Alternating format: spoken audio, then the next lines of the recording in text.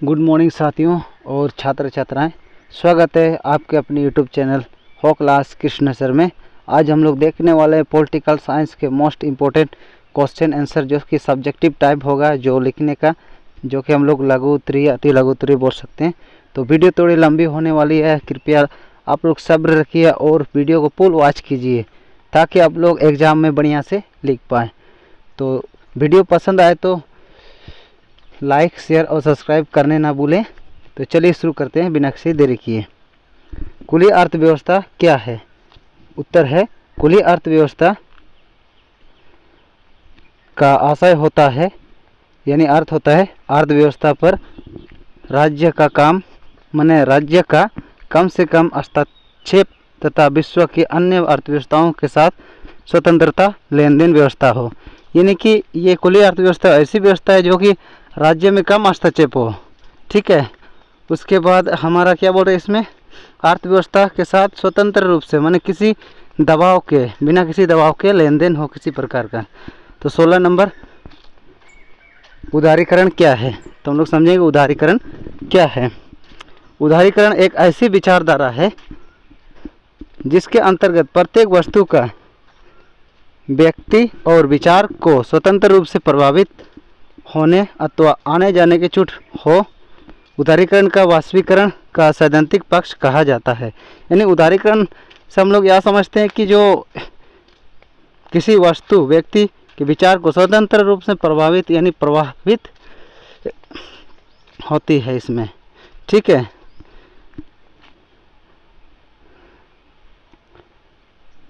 तीसरे नंबर प्रश्न, ध्यान से आप लोग देखिएगा, जो कि मोस्ट इम्पोर्टेंट चुने हुए प्रश्न है। यूरोपीय संघ की स्थापना कब हुई? उसकी सामान्य नीति क्या थी? तो उत्तर है हमारा, यूरोपीय संघ की स्थापना 1992 में हुई, यानी 92 में हुई। इसकी सामान्य नीतियाँ समान विदेश नीति, सुरक्षा नीति, अंतरिक्ष मामलों तथा न्याय से जुड़े मामलों में सहयोग और एक समान मुद्रा का प्रचलन है। क्या है हमारा? इसकी सामान्य नीतियाँ समान विदेशी नीति, सुरक्षा नीति, अंतरिक्ष मामलों तथा न्याय से जुड़े मामलों में सहयोग और एक सामान्य मुद्रा का प्रचलन है। सामान्य मुद्रा है यानी साधारण। ठीक है। अगला प्रश्न 4 नंबर, कार का यूरोपीय संघ से भिन्न है, यानी आसियान किस प्रकार यूरोपीय संघ से अलग है। ठीक है। तो इसका उत्तर है, बुनियादी रूप से आसियान एक आर्थिक संगठन है तथा साथ ही सांस्कृतिक और सामाजिक विकास को भी बढ़ावा देता है। क्या चीज़ है? बुनियादी रूप से आसियान एक आर्थिक संगठन है तथा साथ ही सांस्कृतिक और सामाजिक विकास को भी बढ़ावा देता है, जबकि यूरोपीय संघ आर्थिक सहयोग वाली व्यवस्था के साथ एक राजनीतिक संगठन है जो राष्ट्र राज्य की तरह काम करने लगा है। इसका अपना झंडा, गान, स्थापना दिवस और अपनी मुद्रा है। क्या है? जो कि यूरोपीय संघ क्या है, आर्थिक सहयोग वाली व्यवस्था के साथ एक राजनीतिक संगठन है जो राष्ट्रीय राज्य की तरह काम करने लगा है। इसका अपना झंडा, गान यानी कि गाना है, स्थापना दिवस और अपनी मुद्रा है। ऑपरेशन डेजर्ट क्या था? ये हमारा प्रश्न है। ऑपरेशन डेजर्ट स्टॉर्म क्या था? तो उत्तर है, 1990 में इराक ने कुवैत पर हमला किया और बड़ी तेज़ी से उस पर कब्जा जमा लिया। जब सभी राजनीतियाँ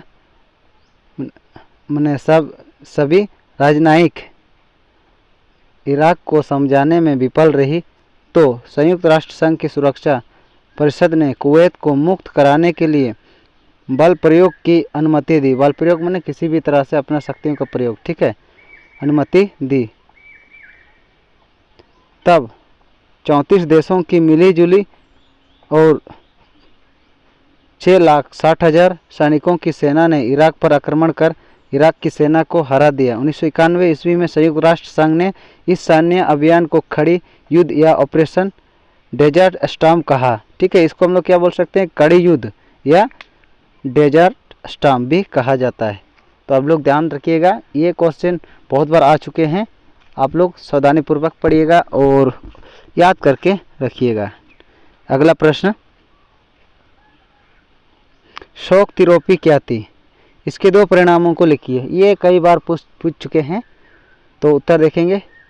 साम्यवाद के पतन के बाद, यानी साम्यवाद के पतन में उसका जो नामो निशान मिटने के बाद पूर्व सोवियत संघ के गणराज्य एक सत्तावादी समाजवादी व्यवस्था से लोकतांत्रिक पूंजीवादी व्यवस्था तक के कष्टप्रद संक्रमण से होकर गुजरे। मध्य एशिया के गणराज्य और पूर्वी यूरोप के देशों में पूंजीवादी की ओर संक्रमण का जो विशेष मॉडल अपनाया गया, इसे ही शोक के नाम से जाना जाता है। शोक के परिणाम, इसके क्या परिणाम हुए? ये बड़े ही गंभीर परिणाम निकले। इसके कारण रूस का पूरा राज्य नियंत्रित औद्योगिक ढांचा चरमरा गया। ये चरमरा गया माने गबड़ा गया, ठीक है। 2 नंबर, सामूहिक खेती की प्रणाली समाप्त हो चुकी थी और लोगों की खाद्य सुरक्षा मौजूद नहीं रहेगी। इसमें क्या परिणाम निकला? सामूहिक खेती, जो लोग समूह में खेती करते थे, वह समाप्त हो चुकी थी और लोगों को खाद्य सुरक्षा मौजूद नहीं रह गई थी। यानी लोगों का जो खाद्य सुरक्षा है वो सब मौजूद नहीं रहा, यानी सुरक्षा ही नहीं रहा ठीक से। तो आप लोग समझ गए होंगे पूरी तरह से। तो हम लोग देखेंगे बर्लिन का दीवार। उत्तर है बर्लिन की दीवार पूंजीवादी दुनिया और साम्यवादी दुनिया के बीच विभाजन का प्रतीक था। 1961 में बनी यह दीवार पश्चिम बर्लिन को पूर्वी बर्लिन से अलग करती थी। इसमें बताया जा रहा है कि इसमें पूंजीवादी दुनिया और साम्यवादी दुनिया के बीच विभाजन का प्रतीक था, यानी बंटवारा था उस दुनिया में। 1961 में बनी यह दीवार पश्चिम बर्लिन को पूर्वी बर्लिन से अलग करती थी, ठीक है, बर्लिन का दीवार।